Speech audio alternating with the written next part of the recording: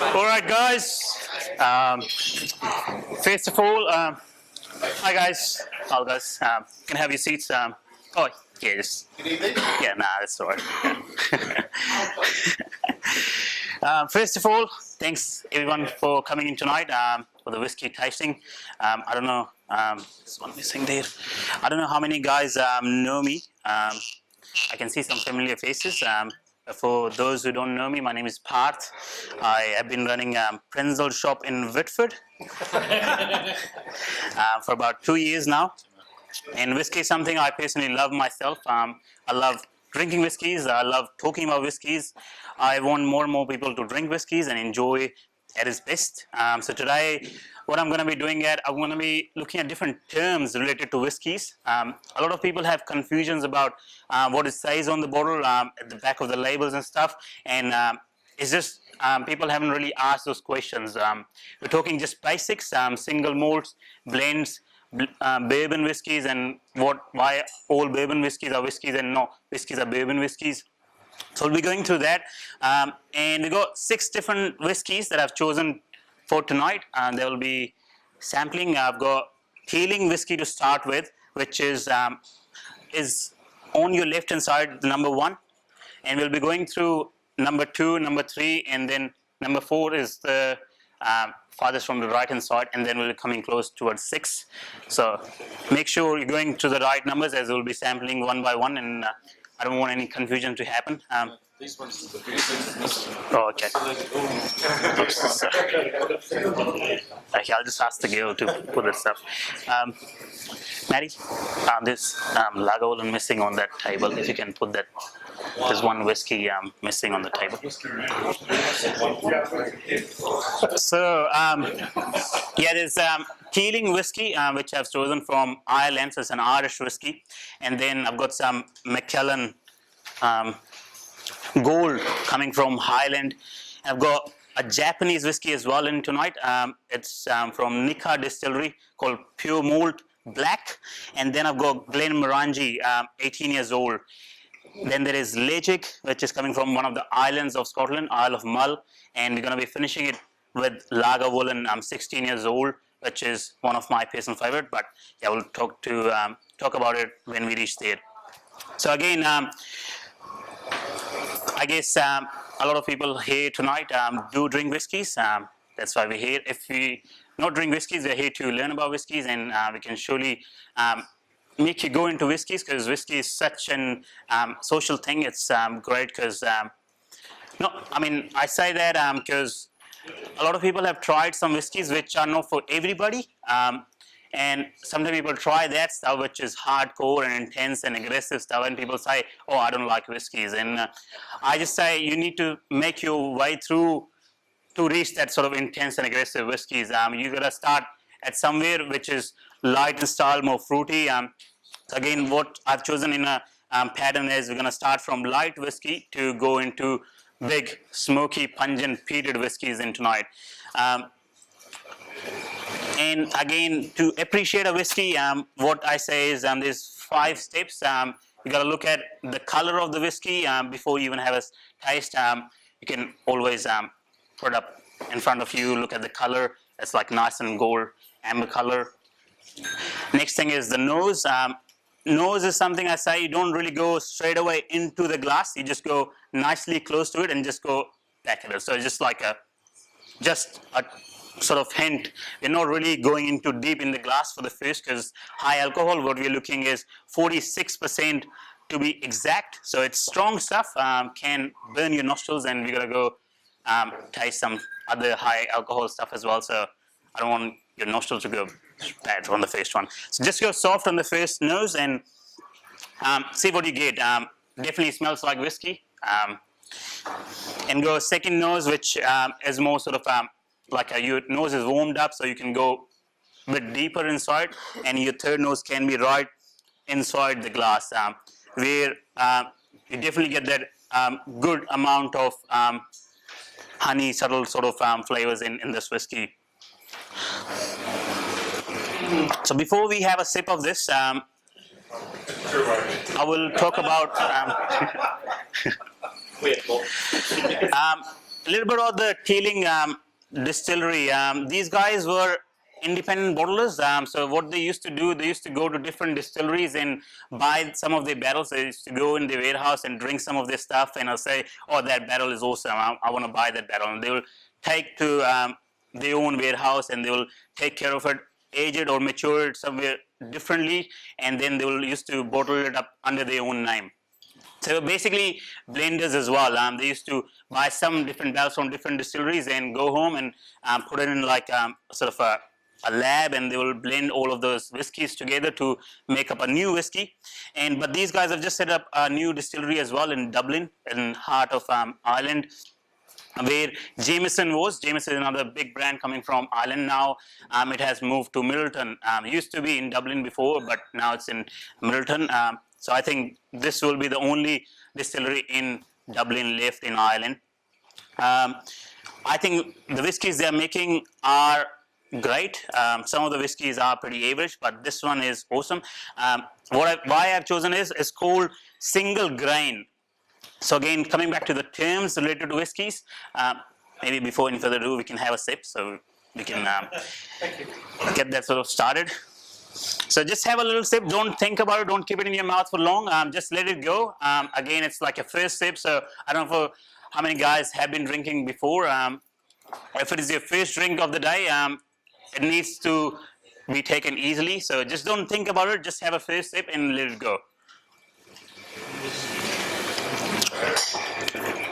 If you keep it in your mouth for long, then there's no other way to go beyond that. So second sip is where I ask people to let it sit in your palate for a while and then swallow. So single grain. Now there's two different words related to when you say single grain. Single stands for single distillery. So when we say single malt, so single stands for again single distillery, and malt stands for 100% malted barley. So this one say grain. What sort of grain it is? Is it like a one grain? No. So it's single again, one distillery. Grain is for mix of different grains. And most of the time it's mix of corn and wheat with some malted barley. Malted barley is just needed to just start the fermentation process. So corn or wheat, they don't tell you how much or what sort of ratio is being added to make this whiskey. So it's basically like a bourbon whiskey. Bourbon again, we're talking American. It has to be 51% corn, but I'm just assuming there is good amount of corn in here because the whiskey we get is like nice and sweet. It's not intense, it's not aggressive, it's very friendly on the palate. I can drink this stuff on its own easily. 46% alcohol here, so it's up there. It's strong, but even on its own, it's just like really, really soft. I do say sometimes it's good to try whiskey on its own first, and then adding a little bit of water just opens it up. But this one I see as it's already nice and soft. Doesn't really need any dilution to happen. If you feel like it is strong for you, then you can always add a little bit of water in your glass to see the difference. But it is, for me, it's nice on its own, so it should be drunk at its best. Again, we're talking personal preferences as well. Things that I say or the whiskey I say is best for me, I'm not saying it will be best for everybody out here. It will be different because everybody has got different taste buds, different preferences. So, but you have to decide what's best for you.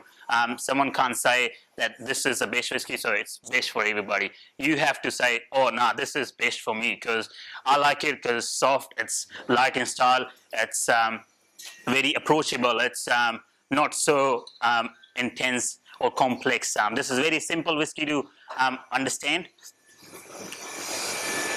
So talking a little bit about the base of whiskey as well. I guess everybody should know there's only three things needed to make a whiskey. One is your grain. So most of the time in your single malt is 100% malted barley. Then is yeast and some water. You make some spirit, which takes you about a few days. So malting is a bit of a process of a week, and distillation. And then the hardest part in your making of whiskey is the maturation, where you need to wait and see the barrels maturing, the whiskey in the barrels breathing and extracting those flavors from the wood. So when whiskey comes out like water. It's crystal clear. It's nothing in there. The color, the flavors comes from the wood, the barrels they choose.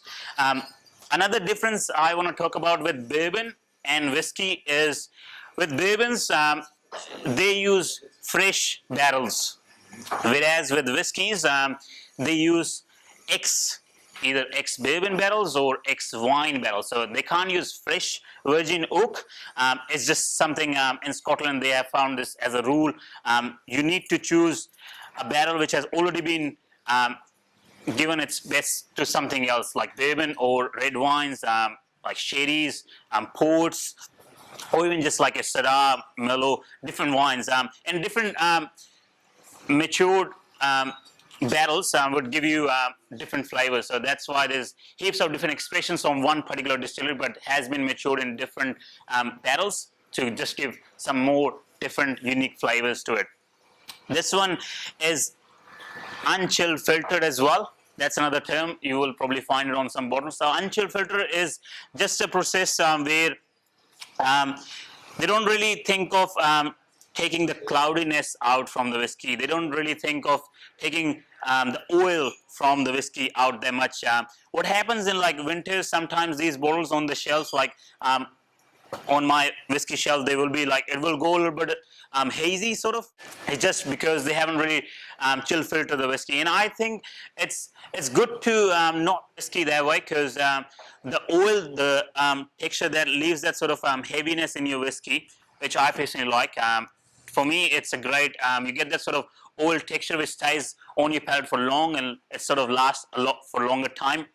If they filter that, then it's as good being taken off for some extent. Other terms, they call it like finish in wine cask. They haven't really told what sort of wine cask they have used. So I'm assuming there's a mix of different wine barrels that they have used. And they talk about the bottle numbers. This is a very sort of small batch produced stuff. They do this in like different batches. And there's one more thing. There's master blenders in every distilleries as well. So if we say there's single malts, why do we need blenders? What's their role in different whiskey distilleries? So every batch they're releasing need to be consistent with the flavors and the alcohol and everything. So master distiller or master blender is the one who will sort of sit down after every different batch comes out to just get that sort of same flavor as last year. So if you like this whiskey, you go out and buy another bottle, it should taste the same. If it doesn't, then it's hard for you to say, oh, this is the whiskey I like, because every year it changes. But that's the job master blenders do. They make your whiskeys very consistent, and that's what they paid for. So they have got a bit of, it involves a lot of art and experience to get the sort of all those flavors exactly right as last year. So it's a bit of a work involved. Where do they get their mold from? For example, in beer Yes. production, they get the hops and mold from a Yes. very certain region. Yes. Supplied to all the breweries. Yes. Like Prenzel. Yes. Again, all comes down to. Where does the mold come from for whiskey?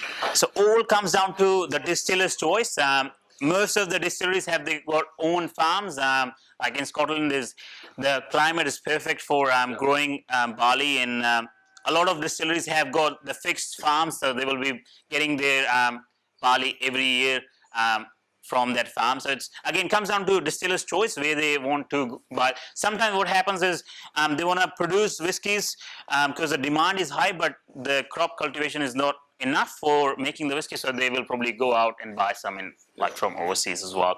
But that's just something which is getting fermented and distilled and coming out. I mean, I wouldn't say it doesn't add to any flavor. It should add some sort of amount of flavor in the final product, but all comes down to, again, distiller's choice, what they want to do with the base.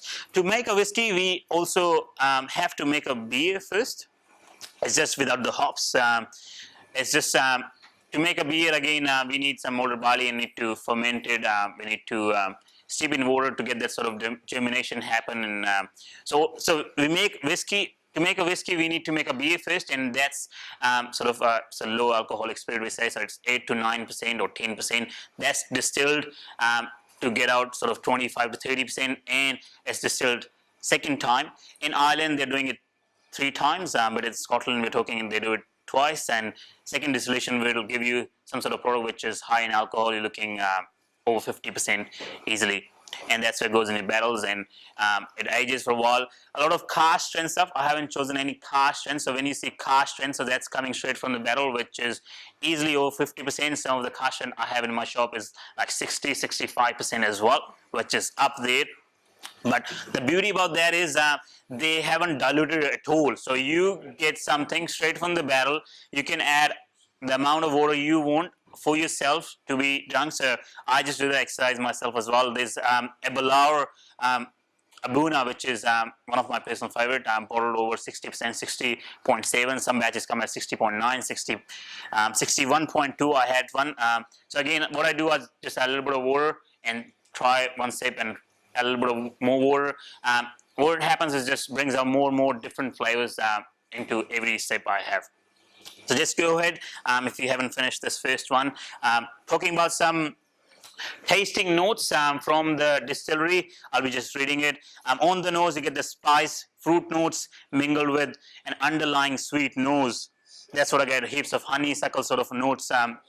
On the taste is strong sort of spiciness at the start, developing into lush red berries and grapes with drying tannin coming from, I guess, the wine. So tannins are, it's again, what I'm reading is, I'm not hoping everybody to pick up that, because again, somebody who wrote these tasting notes for us, he had got a different palate, and we don't know what he had before having a glass of whiskey to write these tasting notes down. So all changes with what you had just before you had a beer. So it will change for you if you had some cheese and cracker or something. So it will change for you.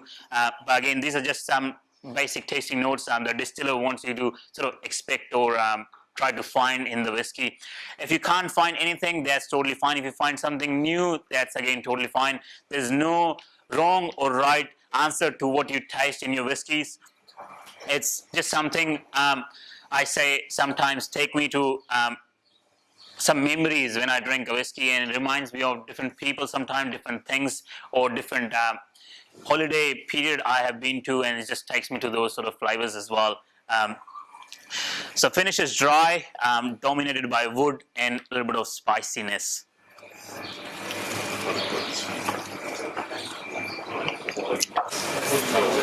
If at any stage you guys have any question, you can always ask. I'm here to take all of your confusions out. I'll try my best to answer all those questions. I'm not saying I know all the answers. I'm still learning myself. I've just been in the industry for about 1.5 years. So still learning. I'm still sort of doing my research, but yeah, I'll probably try my best to solve all of your questions and queries you have. Moving on to the next one. Are you all ready for the second whiskey? Yeah? Awesome. Macallan, big distillery, have been there for a long, long time. 1824, it's when it started, and you'll find that commonly on the shelves in your liquor stores. There is one whiskey from these guys which I personally love, was 12 years old, which was sort of a benchmark for all the sherry matured whiskies out there coming from Scotland. It was just an amazing whiskey. But there were some rumors about a year, like 2 years ago, I heard that Macallan is sort of getting low on the age stock.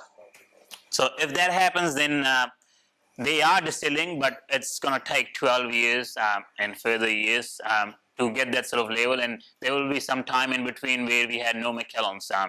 So what the master distiller there, who is Russell Anderson, he thought about why don't we blend some of our young stuff to old matured stock that we have, which is not that enough to supply the demand, and create some different expressions for the market to still be into Macallan, so don't lose that sort of interest. And they release some of the different expressions. There's amber, there's gold. So what I've chosen is the gold one, which is the first one. Again, it doesn't have to do anything with how rich it gets. I think it's the color dependency. They have named the whiskey. So gold is sort of golden color. There's amber. There's sienna, and then there is ruby, which is like really shady, and that's something I tried and was like awesome again.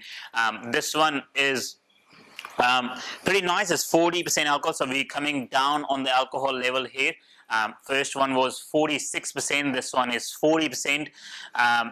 I personally think it's nowhere close to that 12 years old, the shady cask, but again, it's still a wonderful whiskey to enjoy and drink and appreciate it to its best.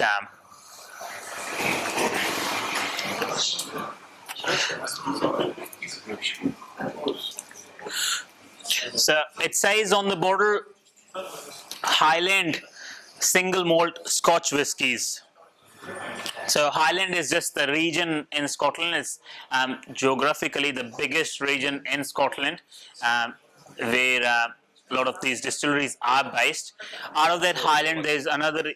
Speyside is actually part of Highland region, but just because Speyside has got over 40 different distilleries, so it is classified as the 6th extra region of whiskey making in Scotland.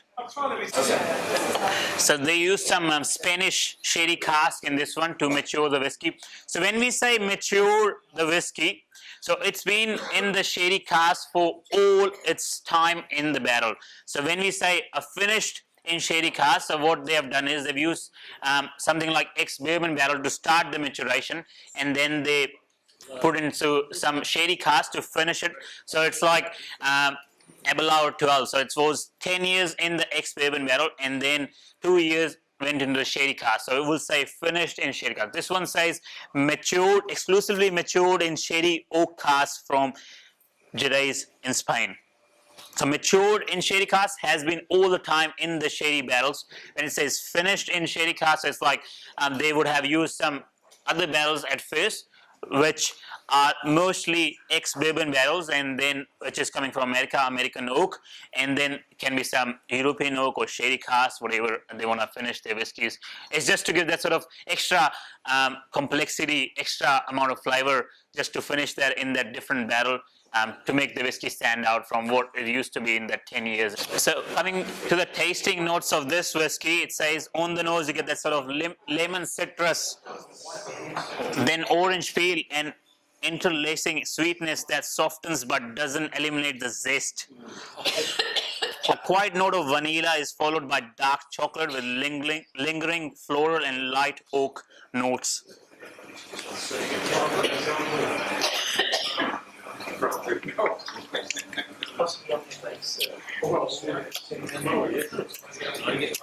On the palate, it says it's citrusy.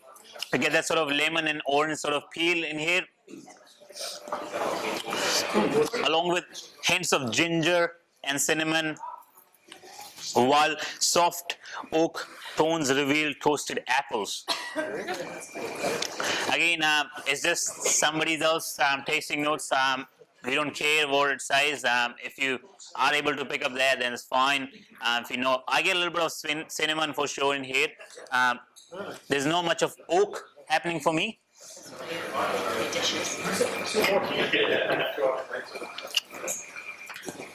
I get a little bit of ginger as well.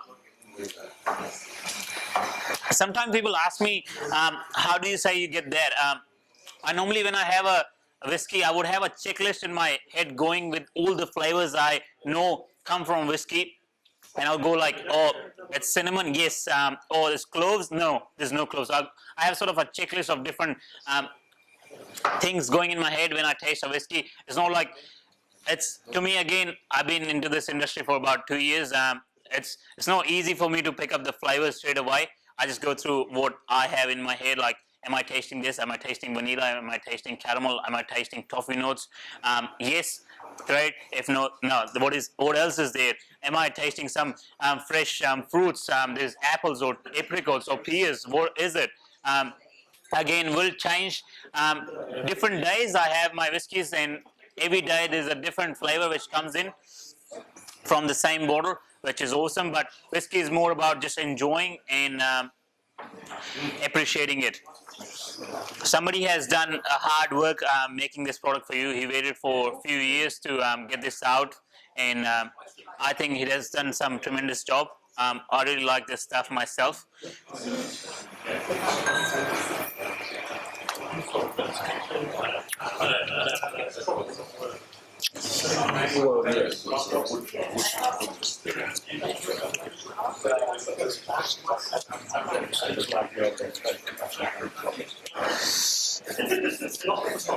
How many people like the first one?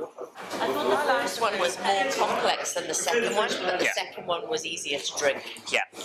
Saying that, again, the first one was extra warm up as well for you, so you were already adjusted to drink some whiskeys. More going on though. Definitely Yes. had more going on. Yes, there was a different grain mix happening as well there, which is this one is again just malted barley.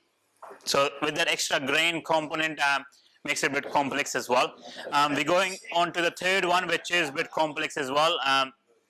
With Japanese. I don't know how many people have tried any Japanese whiskeys. In Century, yep. They have made up a benchmark in since they have been the production of whiskey making. In I think 2014, one of the world's best whiskey came from Japan, which actually broke all like Scottish records, and it was like pretty much happening all the time from Scotland. But they came in the market and they're coming with some tremendous whiskies. But for me, I've been always confused about their products.